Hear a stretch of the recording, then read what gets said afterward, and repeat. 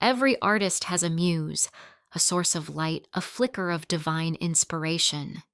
My muse was my son, and he didn't just inspire my work. He became it in a way that destroyed us both. My name is Eleonora Vance, though the world knew me simply as Nora Vance. 10 years ago, my debut novel, The Glass Orchard, had been a literary phenomenon. It was a dark, lyrical story of love and loss that had captured the zeitgeist, earned me a slew of prestigious awards, and bought me this house, a remote, beautiful sanctuary of cedar and glass, nestled deep in the forests of the Pacific Northwest. It was meant to be my writer's retreat, a place where I could create in peace. Instead, it had become my tomb. For 5 years, I had been haunted by the ghost of that first success. The blank page was a taunting, luminous void. The cursor on my screen blinked like a patient, malevolent eye. I was 45 years old, divorced, and suffering from a case of writer's block so profound, so absolute, that it felt like a terminal illness of the soul. My publisher was growing impatient. My advance was long since spent, and the literary world was beginning to whisper that Nora Vance was a one-hit wonder. My entire identity was interwoven with my ability to create, and I was empty. Into this creative vacuum came Finn, my son. At 19, he was home for the summer from his first year studying literature at a prestigious East Coast university. He was a quiet, introspective boy with my dark hair and his father's pensive eyes. He had grown up in the shadow of my success, and unlike most children who might resent a parent's all-consuming career, Finn had become my most devoted acolyte. He didn't just read my book. He had dissected it, understood its themes and rhythms better perhaps than I did myself. He arrived to find me in my usual state of quiet desperation, staring at a blank screen in my cavernous book-lined study. He saw the scattered, crumpled-up pages in the wastebasket, the unwashed coffee mugs, the deep, tired lines etched around my eyes. He didn't offer platitudes or cheerful encouragement.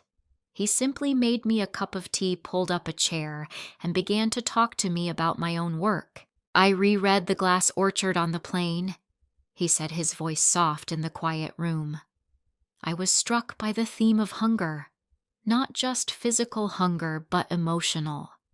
The protagonist, Catherine, she's starving for connection, for recognition. It's what drives her every action. I stared at him. He spoke about my character as if she were a real person, a mutual acquaintance. I suppose so, I murmured, my own connection to that long-ago creation feeling thin and frayed. I think that's where you're stuck. He continued, his insight so sharp it was almost painful. You're trying to write a new story, but you've forgotten the hunger.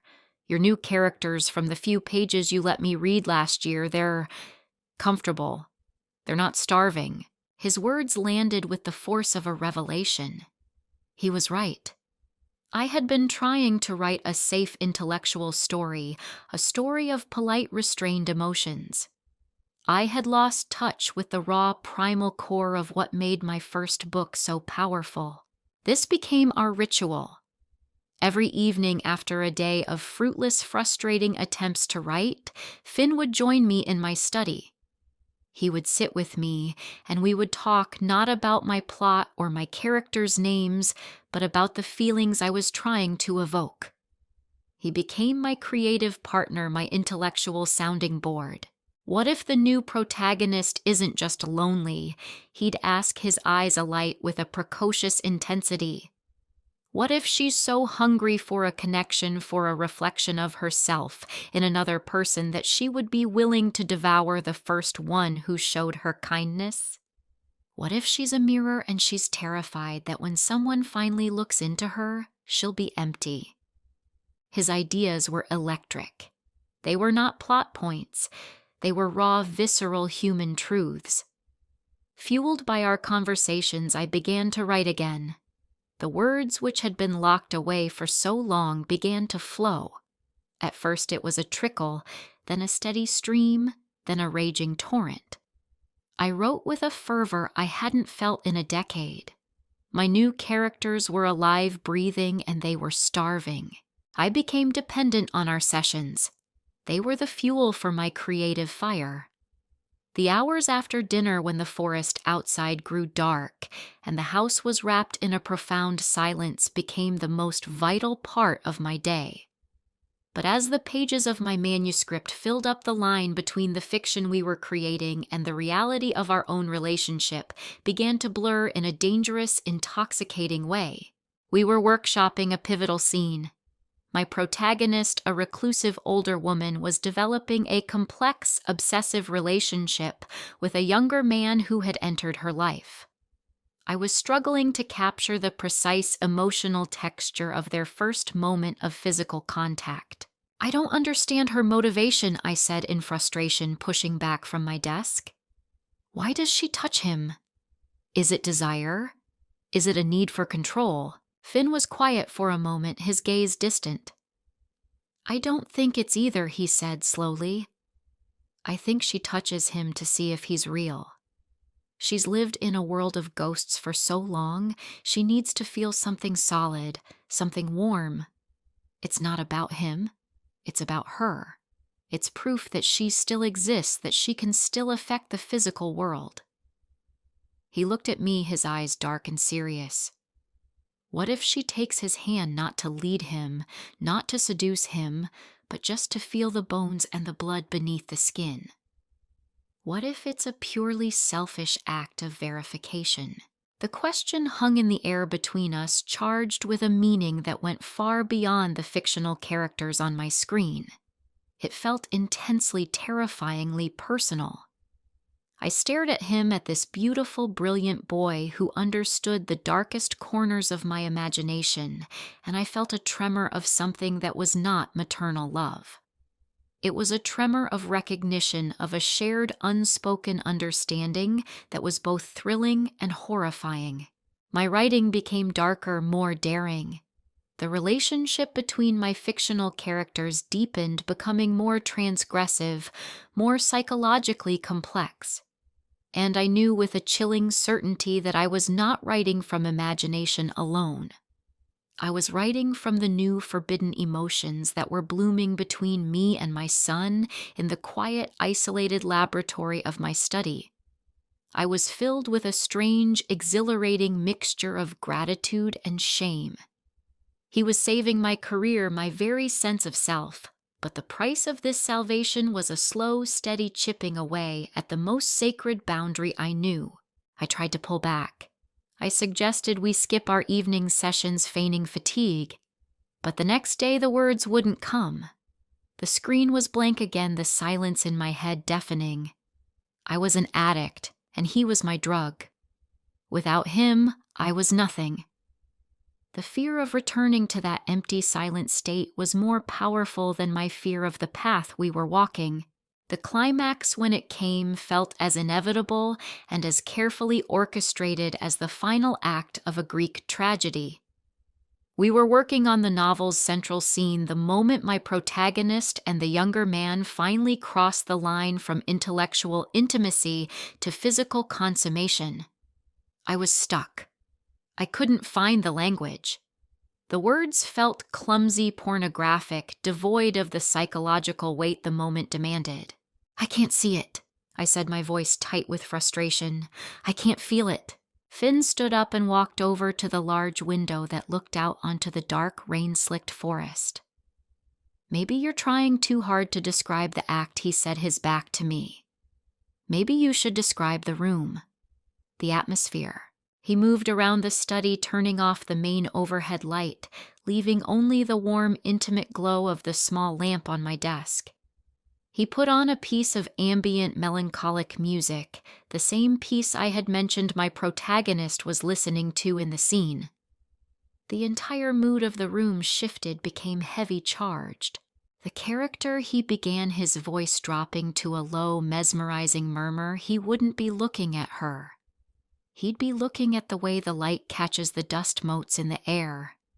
He'd be focused on the sound of the rain on the roof, the rhythm of her breathing. He was no longer talking about the book. He was directing me. He was creating the scene around us. He turned to face me, his face half hidden in shadow. He's been in love with her mind for months. He's terrified of his own body, terrified it will be a clumsy, brutish thing compared to the elegance of her thoughts. He took a step closer. He would want to know what she's thinking. He would be desperate to know if she's as afraid as he is.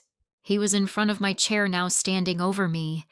My heart was pounding a slow, heavy drumbeat in my ears. This was it. The scene. We were living it. He might.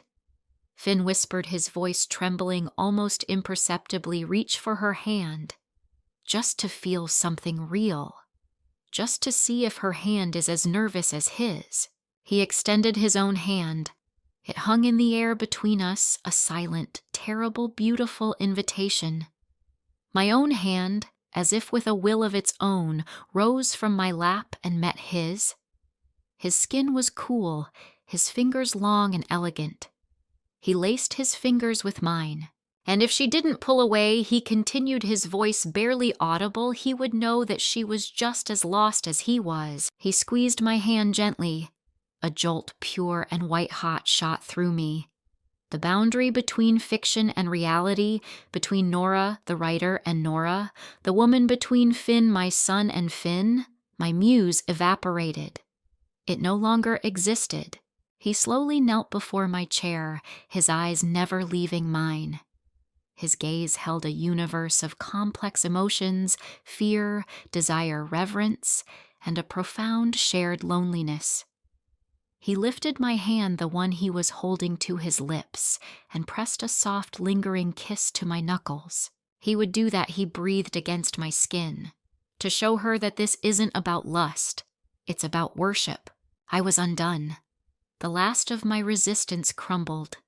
This beautiful, impossible boy who had crawled inside my mind and given me back my own soul was now offering me a different kind of salvation, a different kind of damnation. In that moment, I wanted it more than I had ever wanted my own success. I leaned forward, my free hand coming up to cup his face, my thumb stroking the smooth, youthful line of his jaw. He was so young. He was mine. The thought was both a prayer and a curse. The kiss when it happened was not a kiss of passion, but of quiet, earth-shattering discovery. It was the taste of rain and old books, and a loneliness so profound it had no words. It was the final unspoken sentence of the chapter we had been writing together for months. It was the most beautiful and the most monstrous thing I had ever done. I finished the novel a month later. It was brilliant. The prose was taut, the emotions raw, the psychological insight sharper than anything I had ever written. It was a masterpiece born from the ashes of my integrity. My agent wept when she read it. My publisher offered me a new staggering contract. The early reviews were ecstatic. Nora Vance was not a one-hit wonder. She was a genius, but my genius had a secret, terrible name. Finn left for his sophomore year a week after I typed the final words. Our goodbye was quiet, hollow. We were collaborators who could no longer speak of our project. The creative wellspring, the source of my miraculous resurrection, was gone. And the silence he left behind in the house was a new, more terrifying kind of blank page. Now I hold the published book in my hands. It is a beautiful object, its cover adorned with my name in elegant embossed letters. It is a monument to my talent and a testament to my transgression. I have my success. My career is saved. But I am more alone now than I was in the depths of my creative despair. I sacrificed my son on the altar of my art. Or perhaps we sacrificed each other.